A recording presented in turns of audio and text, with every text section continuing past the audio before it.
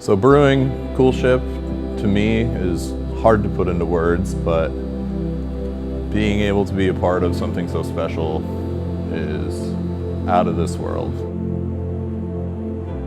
We started our Coolship project in 2007, basically on a whim.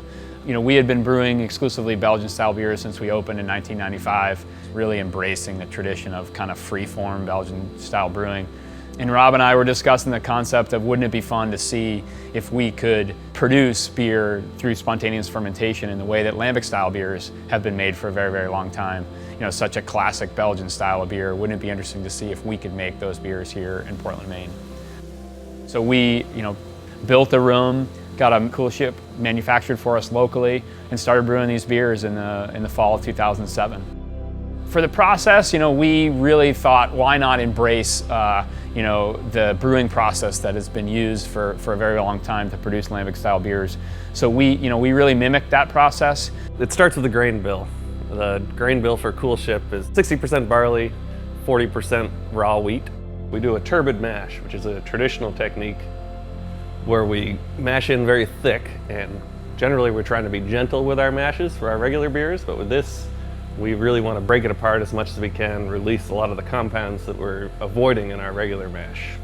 We use aged hops in the Coolship because the aging actually degrades the alpha acids, which gives the bitterness. So we don't want any of the bitterness, but we do want the preservative qualities of hops. So by aging them and oxidizing them over a period of years, we're reducing the bitterness but maintaining the preservative qualities. So after the 3.5 hour boiling process, we'll go straight into the Coolship, no cooling whatsoever. Traditional beer is always cooled through a heat exchanger to get it down to a temperature that yeast can live in. In this particular brew, we go right into the Coolship, and all of the, both cooling and kind of inoculation, if you will, of the wort occurs in that Coolship, where natural wild yeasts, Brettanomyces, Lactobacillus, etc., it gets in contact with the wort itself, which produces a spontaneous fermentation. So the first thing in the morning, we'll go out and check the Coolship temperature. Usually it takes 12 to 16 hours to cool off, enough to bring it back into the brewery. We'll stir it all up, get it all homogenized, and then immediately fill barrels.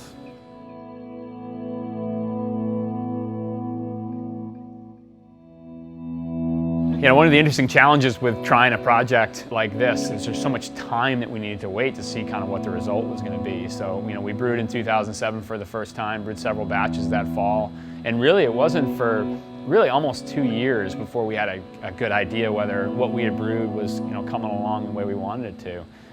The fermentation took off, and we saw the progress moving along, but it really took us 2+ years before we realized that we had something good and we were happy with the quality of the beer. It's hard to put the experience of watching the Coolship fill into words. The aroma is like nothing I've ever experienced. You can even taste the sweet wort. As the steam cloud builds up so much, you can barely see anything in front of you.